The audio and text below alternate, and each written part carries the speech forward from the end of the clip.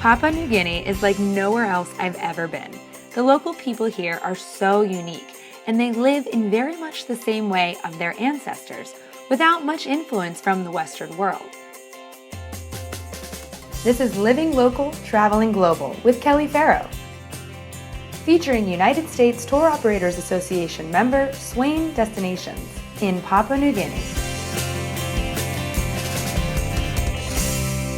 It would be very difficult to travel here without a reputable tour operator like the one that we used, Swain Destinations, a United States Tour Operators Association member. They made it all logistically possible from start to finish, and navigating on my own would have been a challenge.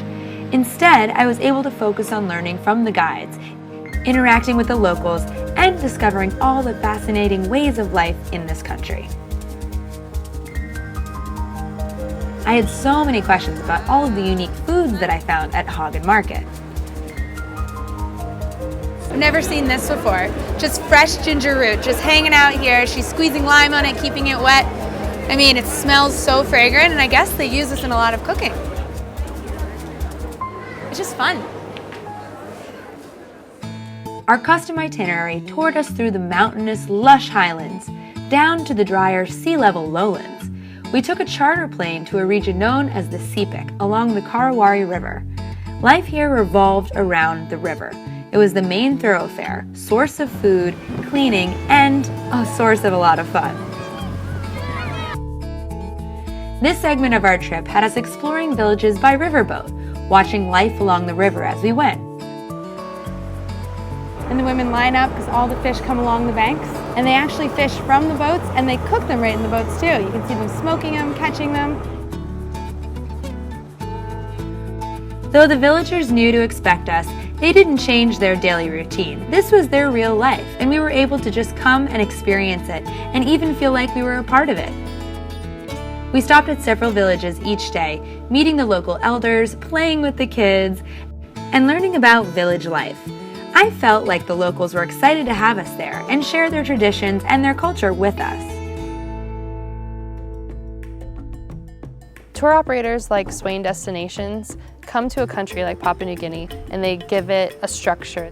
Papua New Guinea is 95% private village land, so you need access everywhere you go, and a tour operator is really the best way to see the country because they're giving you those access. They're hiring local guides. They're arranging, sometimes 25 years in the making, an experience that you get to see today.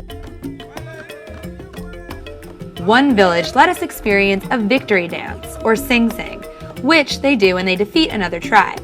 I actually even got to dance with them. I am still in awe of the elaborate makeup used to decorate their faces and bodies, a very important part of ceremonial culture, and the creative use of natural materials to make clothing. The Sepik villages are very spiritual, and we were able to learn from our guide more about their cultural beliefs, and we were even able to experience many of their spiritual houses, many of which not everyone in the village are even allowed inside. We get to come into a local home and see where a family lives. This home right here actually fits a mother, a father, and their 5 children. There's a big spacious room, a kitchen, sleeping quarters. This is all built by hand. All in all, the Karawari River and its people had a certain magic to it that I won't soon forget. Probably the most famous local wildlife here in Papua New Guinea are birds. This is a major bird-watching destination in both the highlands and the lowlands.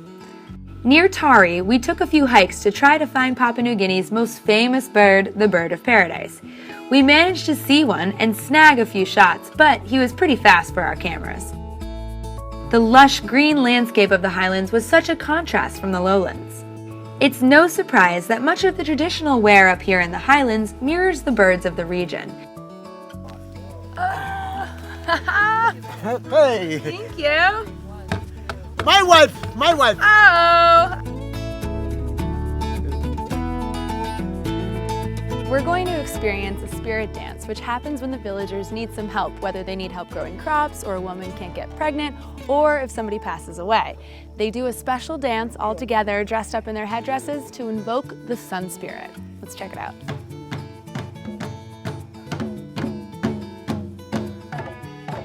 Our itinerary was jam-packed with these types of moments from start to finish, and they made the trip that much more impactful. And traveling with a USTOA member, for me, made all the difference.